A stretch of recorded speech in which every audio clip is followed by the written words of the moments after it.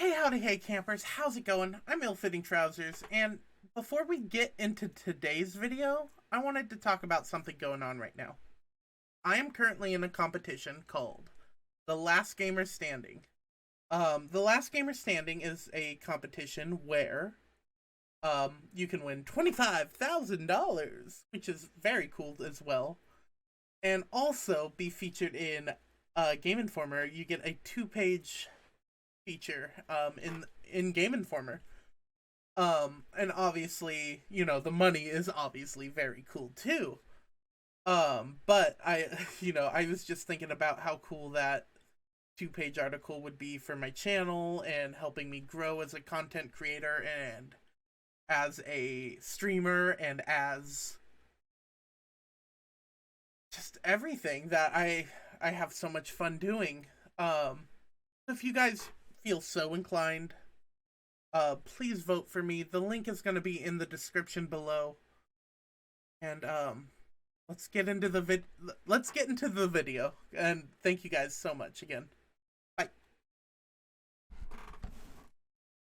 Well, hey, howdy, hey, campers. How's it going? I'm illfittingtrousers, and today we're going to be talking about the reasons I love the 4th generation of Pokemon.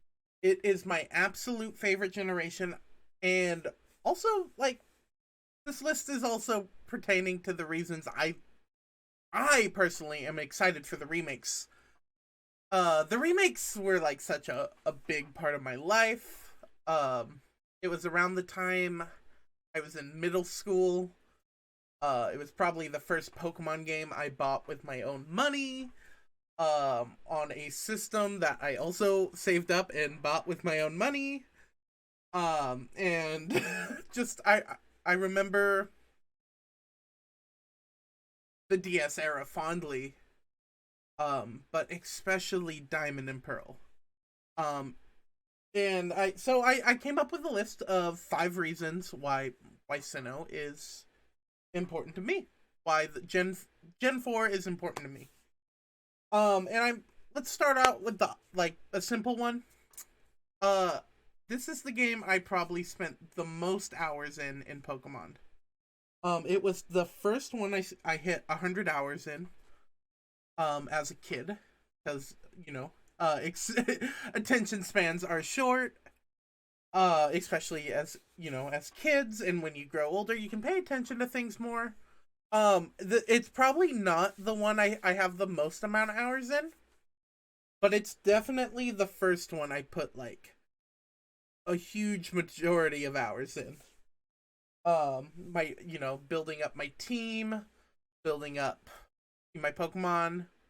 It was the first Pokemon I actually got a Pokemon to level 100 in, which is my Empoleon, he's in my Pokemon home right now. I'm very excited to be able to use them again. But it was that game that my life revolved around when it came to Pokemon. And I won't forget those hours at all. The second one I want to talk about is the Sinnoh region. In general, I think the Sinnoh region is amazing. I think it has some very different biome areas. I love Mount Coronet, I believe. I feel like I'm saying the wrong mountain. And I kind of wish I looked it up before this video. But I love that. I love, just the lakes where, the 3 legendaries are around those lakes. I loved exploring those lakes. I loved Snow Point City. Just that area and exploring those areas. And then, you also have, that's the first introduction for Leafeon and Glaceon in the series. So you also have those lake spots that's where you evolve them at. Just all around such a good game. And I can't wait to explore it, like, remastered and redone. And I know people don't like the chibi-ness of it, but what an art style to what an art style to pick, where you get to keep the gameplay and the actually the art style fairly true. If you're going 3D from that 2D art style they used to have, um I think the chibi art style is the most accurate to bring it into 3D and to modernize it. I know a lot of people are indifferent on it, but in my opinion, that's the best art style that they've done. To for a remaster like that. Other than, well, I guess Fire Red and Leaf Green still kept that 2D art style, and so did Heart Gold and Soul Silver. But if you were gonna modernize it and make it 3D, like I feel like it should have, um, that's the best art style to pick for, especially to keep it true. I don't think the new games should be in that style, but it fits the remasters really well. Okay, my next one is Lucario. This is the game Lucario came in. Um, Lucario became one of my favorite Pokemon. He was my first shiny hunt actually because of Diamond and Pearl. I did my first shiny hunt on my Twitch channel at twitch.tv/illfittingtrousers, right over, whoop, there. And Lucario, I just remember so fondly that I did make him my first shiny hunt. I never really shiny hunted before Sword and Shield. He was my first shiny.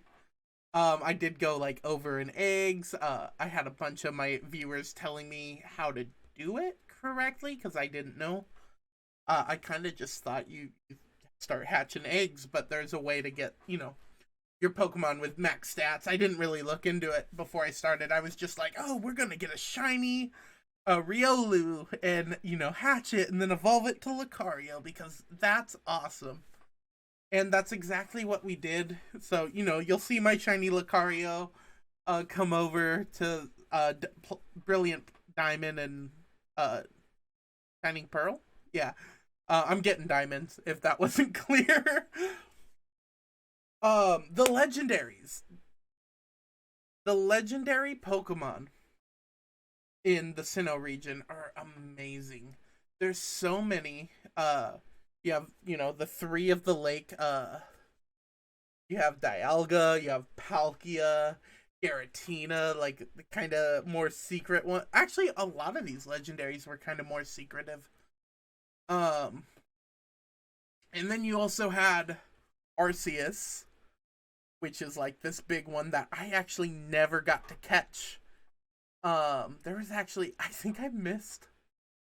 I did, and that's actually one of the reasons I'm so excited about this game is I missed like the DLC legendaries. I guess they're not download. Oh, they are DLC. I guess you kind of have to get like special things to access them.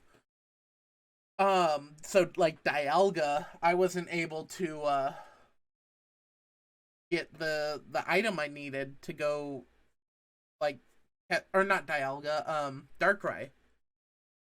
And I was never able to get that item I needed to go find Darkrai. And then you had Shaman, I think I said that right.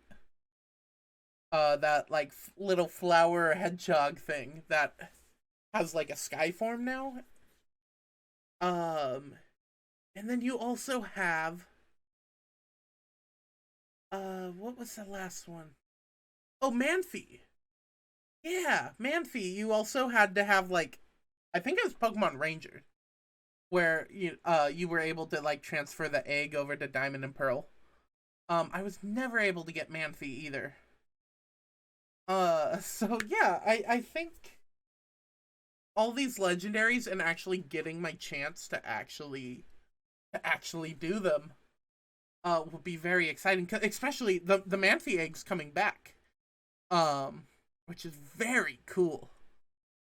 I can't wait to actually experience that. Something I thought I would never get to experience. So the fact that they're doing these remakes so faithful, gives me a lot of hope. I know, again, the faithful remakes makes people think like, well, I've already experienced this game. Why would I want to play it? Because you like it. That would be the answer. Like, if you don't want to replay Diamond and Pearl, don't. You shouldn't buy it if you don't, you don't want to play it. I'm not saying don't buy the game.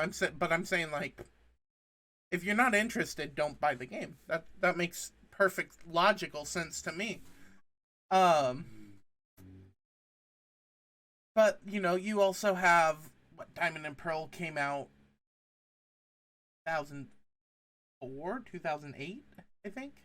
Around that, around there.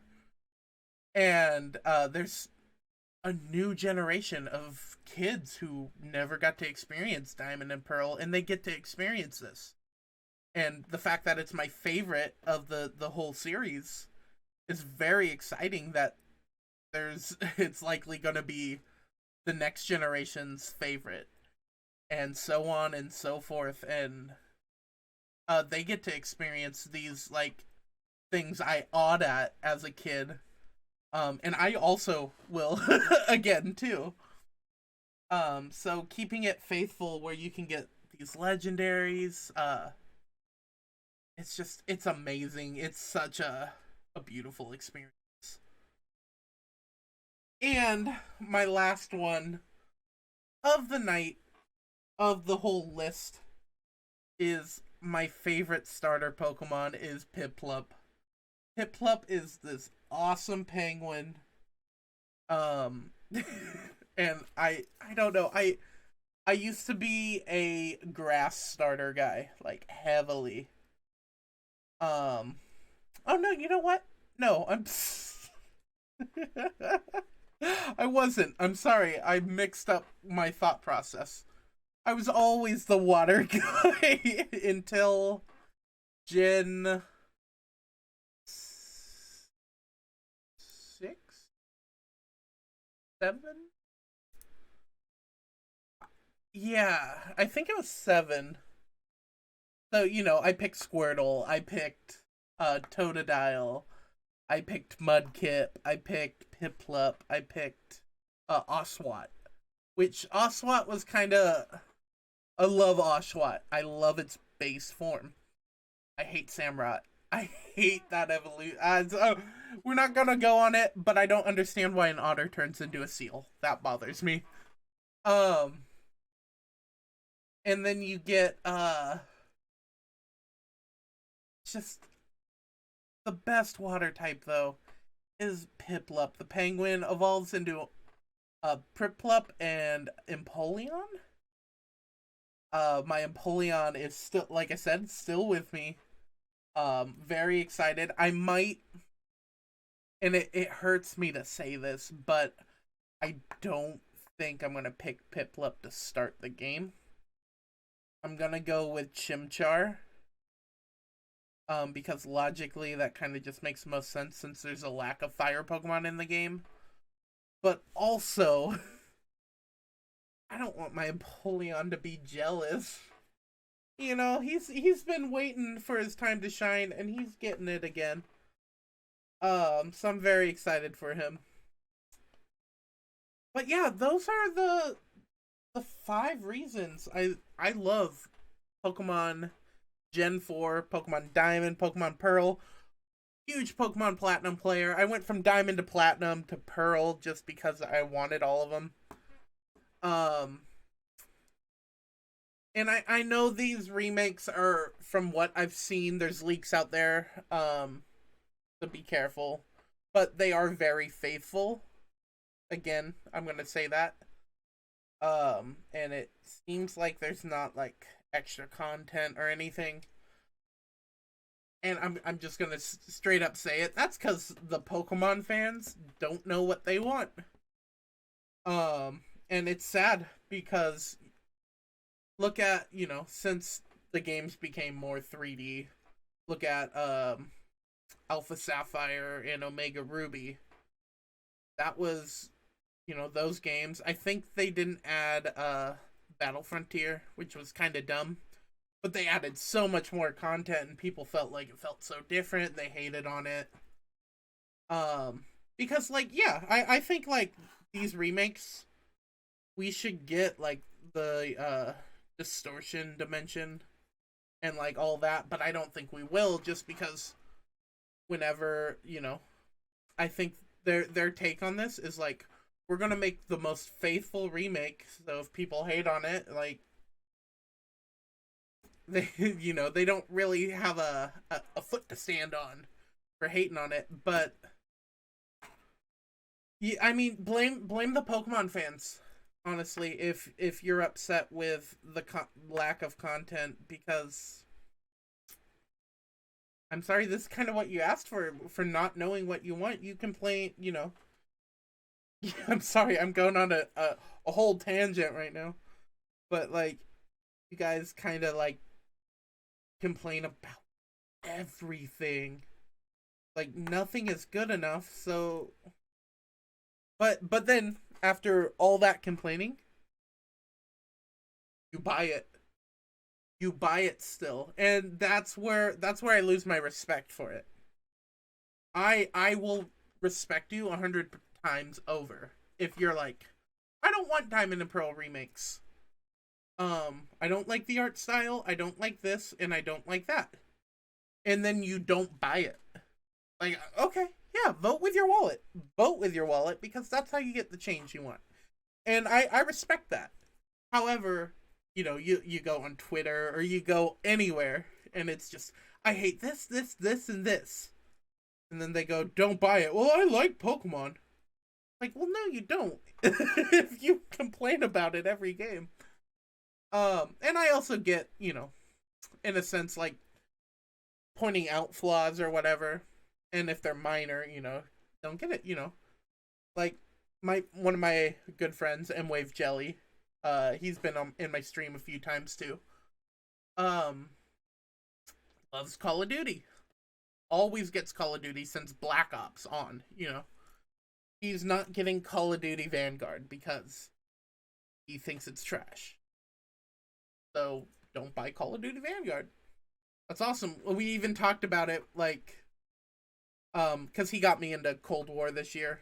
And he liked that one, but like not like crazy, It felt different. He was even saying like Call of Duty feels like it kind of went downhill a little bit for him. But yeah, we were playing Cold War. He got me into it. That's like my first Call of Duty game. And yeah, he just decided, like, we played the beta for Vanguard. Or like, this game's not good.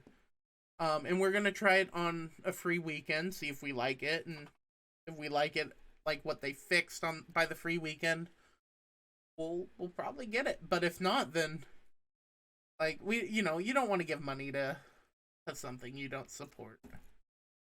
So there's my tangent there. My whole spiel. But guys, thank you again. This, check out Pokemon Diamond and Pearl. It comes out on the 19th, I believe, next Friday. Yep, November 19th, 2021. If you guys have not played Diamond and Pearl, check it out. They're awesome. I love Diamond and Pearl. But other than that, guys, again, thank you so much for being here. And oh yeah, if you liked what you've seen, hit that subscribe button. Help me out. Hit the bell. It alerts you when a new video's out. And we'll see you next time. Have a good night.